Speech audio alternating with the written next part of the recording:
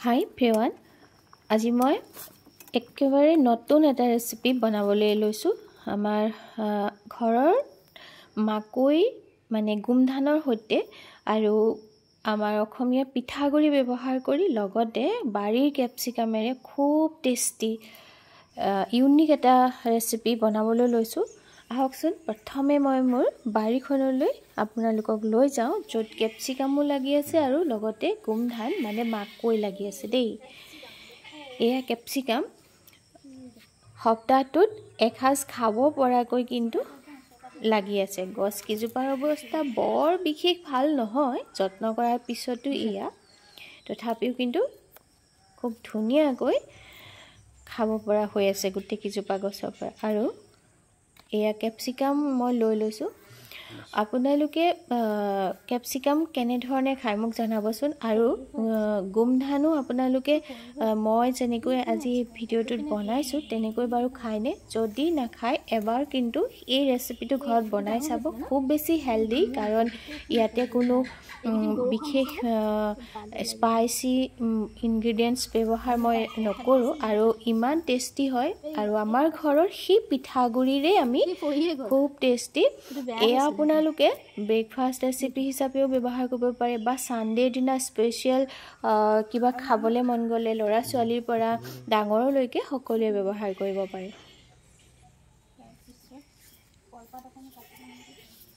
আৰু এতিয়া এইখিনি হৈ গ'ল নহয়, এই কেপচিকামখিনি চিঙা। এতিয়া আহক গোমধানখিনি ওচৰলৈ যাওঁ। মই আপোনালোকক আন এটা ভিডিঅ'ত দেখুৱাইছিলোঁ আগৰ, মোৰ গোমধানখিনি এনেকৈ লাগি আছিলে বুলি।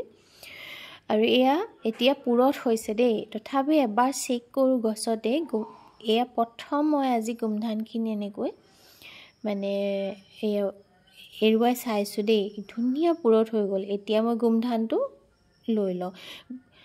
মাকৈ বহুতে বহুত ধৰণে খায়, কিন্তু এই ধৰণে আপোনালোকে ল'ৰা ছোৱালীক বনাই দিবচোন। সিহঁতে বাহিৰৰ পিজ্জা বা তেনেকুৱা বস্তুৰ সোৱাদ অনুভৱ কৰিব। চুলিকেইডাল অঁতৰাই দিছোঁ।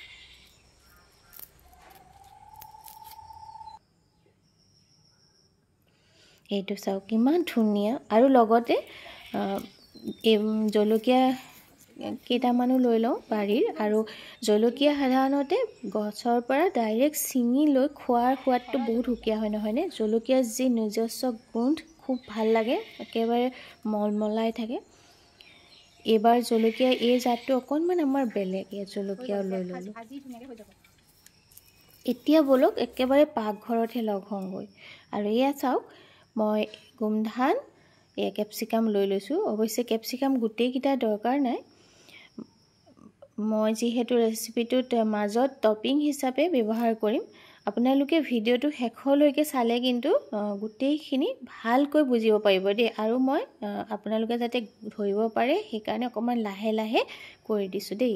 আৰু সেয়া চচপেন এটাত পানী দি গোমধানখিনি প্ৰথমতে বইল কৰি লওঁ। তাৰপিছত কেৰাহী এখনত এনেকৈ অলপ পানী আৰু নিমখ জোখ হিচাপে এড কৰি লৈছোঁ দেই। অকণমান পানীখিনি উতলাৰ পিছত এয়া চাওক পিঠাগুড়ি এবাতি লৈছোঁ।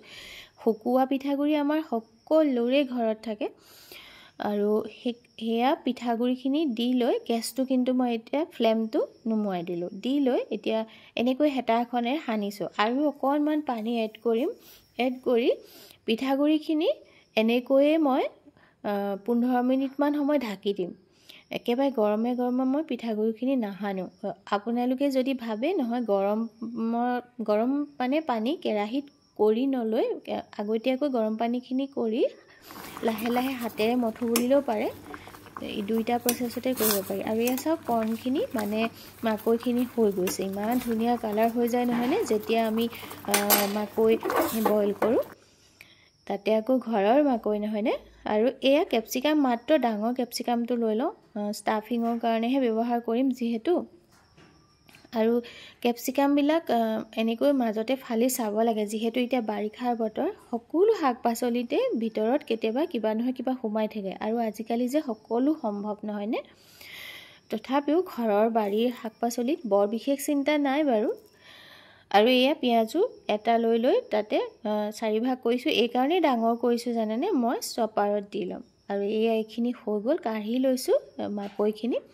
বহুত বেছি বইল কৰিব নালাগে, আকৌ এবাৰ যিহেতু অকণমান ভাজিব লাগিব।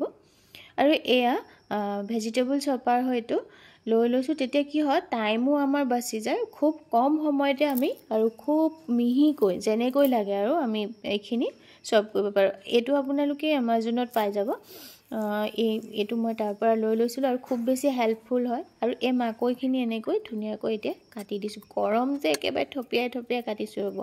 আচলতে এয়া মোৰ আছিল ছানডেৰ স্পেচিয়েল ব্ৰেকফাষ্ট ৰেচিপি আছিলে। মোৰ ল'ৰাই সদায় ৰিকুৱেষ্ট কৰি আছিলে, মা মাকৈৰে কিবা এটা বনোৱা স্পেচিয়েল। আৰু হয়তো আপোনালোকে কোনেও এইটো এনেকৈ বনাই খোৱা নাই, অসমীয়াৰ এইটো নতুন ৰেচিপি বুলিয়ে আপোনালোকে ধৰিব আৰু এবাৰ ঘৰত বনাই খাই চাব। আৰু এতিয়া এনেকৈ প্ৰেছ কৰি কৰি এইখিনি ধুনীয়াকৈ মিহিকৈ ভেজিটেবলখিনি চপ কৰি লওঁ দেই। একেবাৰে সাধাৰণ। আৰু কোনে কোনে ক'ৰ পৰা মোৰ ভিডিঅ'বোৰ চাই আছে কমেণ্ট কৰি জনাবচোন। আৰু যিসকলে নতুনকৈ মোৰ চেনেলটোলৈ আহিছে, মোৰ চেনেলটো ছাবস্ক্ৰাইব কৰি ল'বলৈ নাপাহৰিব দেই। আৰু কাষতে থকা বেল আইকনটো দবাই দিব, আৰু যেতিয়াই মই নতুন ভিডিঅ' দিওঁ পোনপ্ৰথমে আপোনালোকে লাভ কৰিব। আৰু লাইক কমেণ্ট কৰি আপোনালোকৰ অভিমত জনাবলৈ নাপাহৰিব। এয়া এইখিনি হৈ গ'ল, এতিয়া এইখিনি এনেকৈ কাঢ়ি লৈছোঁ। এতিয়া মোৰ ইয়াৰ নেক্সট প্ৰচেছত মই কি কৰিম জানেনে? এতিয়া যিখিনি মই পিঠাগুড়ি কেৰাহীত থৈ দিছিলোঁ ঢাকি নহয় গৰম পানীত উতলাই, সেইখিনি এখন কাঁহৰ কাঁহীত এনেকৈ মই উলিয়াই লৈছোঁ। আচলতে কাঁহৰ কাঁহীত এইকাৰণেই লৈছোঁ যাতে মঠিবলৈ সুবিধা হয়। আৰু সেইখিনি মঠাৰ আগতে প্ৰথমতে এই যিখিনি কেপচিকাম আৰু মাকৈ আছিলে এইখিনি কেৰাহীত তেল এচামুচ দি লৈছোঁ দেই। তাৰপিছত জলকীয়া অলপ ফুটিবলৈ দি লৈ তাতে এই পিঁয়াজ, কেপচিকাম আৰু মাকৈ গোটেইখিনি দি এনেকৈ লৰাই দিছোঁ। তাত অকণমান নিমখ আৰু অকণমান হালধি এড কৰি দিম, একোৱেই বিশেষ দৰকাৰ নাই। পিঁয়াজ যিহেতু ইয়াত চপ কৰি দিয়া আছেই, এনেকৈ 5-10 মিনিট সময় একেবাৰে ল' ফ্লেমত ঢাকি দিম। হাই ফ্লেমত ভুলতো বনাব নালাগে। এনেকৈ ঢাকি দি এতিয়া এইখিনি সমানে মই অকণমান ঘিউ এড কৰি লৈছোঁ এয়া পিঠাগুড়িখিনিত। তেতিয়া কি হ'ব, সানিবলৈ ভাল হ'ব। আৰু পিঠাগুড়ি আপোনালোকে ভাত খোৱা চাউলৰ ল'লে খুবেই ভাল হয় দেই। মোৰ অকণমান পিঠাগুড়িখিনি জলপনীয়া চাউলো মিক্স আছিল, সেইকাৰণে অকণমান আঠা হ'ল। আঠা হ'লে কি হয়, সেই মানে ফিলিংটো বনাবলৈ অকণমান অসুবিধা হয়। আচলতে এইটো বাহিৰৰ এটা মানে কি কয় ৰেচিপি, টাকোছ বুলি কয়, সেইটোৰ ইনস্পায়াৰ্ড হৈ মই বনাইছোঁ, কিন্তু আমাৰ অসমীয়া বস্তু ব্যৱহাৰ কৰি এইখিনি একদম গোন্ধত মলমলাই গৈছে। ইমান ভাল লাগে নহয়। মাকৈ এনেকৈ যদি বনায় আপোনালোকে, এনেও আপোনালোকে ভাজি হিচাপেও খাব পাৰে দেই। আৰু অকণমান জালুক এড কৰি দিওঁ অলপ চটপটা ভাৱটো আহিবৰ কাৰণে, তেতিয়া খায়ো ভাল লাগিব নহয়নে? এইখিনি এতিয়া মোৰ অলমষ্ট হৈ গৈছে। মই এইখিনি প্ৰথমতে এতিয়া কাঢ়ি লওঁ। তাৰপিছত মোৰ ইফালে পিঠাগুড়িৰ ডৌখিনিও হৈ গৈছে, মই চেপহে দিব লাগে। আৰু চেপটো দেই, মই আজি যিটো চেপ দিম জৰুৰী নহয় আপোনালোকে সেইটোৱে দিব। আপোনালোকৰ যদি মন যায়, যেনেকৈ মন যায় ম'ম'ৰ নিচিনা কৰিও বনাব পাৰে। আৰু এয়া মই ল'ৰা ছোৱালীৰ আটাইতকৈ ভাল লগা যিটো বস্তু চীজ, আজিকালি যিকোনো স্মাৰ্ট বজাৰত পোৱাই যায় বা যিকোনো মাৰ্কেটত গ'লেই পোৱা যায়। চীজ লৈ ল'লোঁ, আমুল চীজ, ক্ৰিমি এটা টেক্সচাৰ আহে। এনেকৈ ইয়াতে সানি দিলোঁ, যিহেতু এইখিনি চব্জিখিনি গৰম হৈ আছিল আৰু চীজ লগে লগে গলি যায় নহয়নে? সেয়া হৈ গ'ল। এতিয়া এই ডৌটোত বনাবৰ কাৰণে অকণমান হাতত ঘি সানি লৈছোঁ। লৈ এতিয়া ডৌটো জোখ এটা কৰি লৈ কিমান জোখত লাগে আপোনালোকক। মই কৈছিলোঁ নহয় মোৰ চাউলখিনি অকণমান আঠা জাতীয় হোৱাৰ কাৰণে, মানে জলপনীয়া চাউল আছিলে, সেইকাৰণে অকণমান ডৌটো বনাওঁতে অকণমান অসুবিধা হৈছে। যদি ভাত খোৱা চাউলৰ হয় যেনেকৈ লাগে তেনেকৈ আপোনালোকে চেপ দিব পাৰে দেই। আৰু কেঁচাকৈও আপোনালোকে বোলে বনায়, যিহেতু মই এতিয়া ষ্টিম কৰিম বনাব পাৰে। মই অকণমান গৰম পানীত দি লৈছোঁ, দৰকাৰ নাই। যদি আপোনালোকে ভাবে যিহেতু ষ্টিম কৰিম তেতিয়াহ'লে কেঁচাকৈয়ে পিঠাগুড়িখিনি সানি লওঁ, তেতিয়া আপোনালোকে বনাবলৈ আৰু অলপ সুবিধা পাব। আৰু এয়া এনেকৈ মই দেখিছে নহয় মাজত টপিংখিনি ভৰাই ভৰাই একেবাৰে মানে চিল কৰি নিদিওঁ, আধাকৈ মুখখন এনেকৈ ৰাখি দিম। আৰু যেতিয়া আমি খাম প্ৰতিটো বাইটতে ইমান ধুনীয়া এটা ফ্লেভাৰ পাওঁ। আচলতে ল'ৰা ছোৱালীক যদি আমি ইয়াত টিফিনত দিব পাৰোঁ বহুত ভাল, বহুত হেল্ডি হয় যিহেতু এইটো, কিন্তু অলপ টাইম লাগি যায়। কিন্তু ভেজিটেবলছখিনি ৰাতিয়ে যদি চপ কৰি থয় ইমান টাইম নালাগে, খুব জল্দি হৈ যায়, যিহেতু ষ্টিমত খুব বেছি 15 মিনিট লাগে, বেছিকৈ বেছি। আৰু সেইখিনি মই বনাই ল'লোঁ।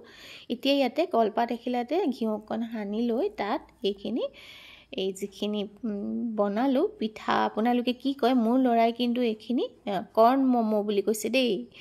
মা মই এইটোৰ নাম স্পেচিয়েলি দিছোঁ, যিহেতু নতুন এটা ৰেচিপি অসমীয়াৰ, সি তাৰ নাম দিছে। আৰু এয়া পানী উতলি আছে ষ্টিমাৰত, এই চালনীখন দি দিলোঁ। মই 8 মিনিটমান সময় ৰাখিছিলোঁ, বহুত বেছি ৰখা নাই, যিহেতু পিঠাগুড়িখিনি গৰম পানীত আগতেই দিয়া আছিলে নহয়নে। এয়া চাওক এইখিনি অলম'ষ্ট হওঁ হওঁ হৈছে, খুব বেছি টেষ্টি হয়। এনেকৈ যদি বনাই দিয়া যায়, আৰু খুব ছফ্ট হৈছে, দেখিলেই গম পাব। আৰু ৰেচিপিটো কেনেকুৱা পালে ঘৰত এবাৰ বনাই খাই চাব আৰু মোক জনাব দেই। আৰু সঁচাকৈ বহুত টেষ্টি হয়। মই যদি ৰেষ্টুৰেণ্ট খুলিলোঁ হয় নিশ্চয় এইবিলাক ইউনিক ৰেচিপি ৰাখিলোঁ হয় কিন্তু দেই। আৰু কি ক'ম, ধুনীয়া ৰেচিপি এটা বনাই আপোনালোকৰ সন্মুখলৈ লৈ আহিলোঁ। আৰু আন এটা ইউনিক ৰেচিপি লৈ অহাৰ প্ৰতিশ্ৰুতিৰে আজিলৈ আপোনালোকৰ পৰা বিদায় ল'লোঁ। বহুত ধন্যবাদ।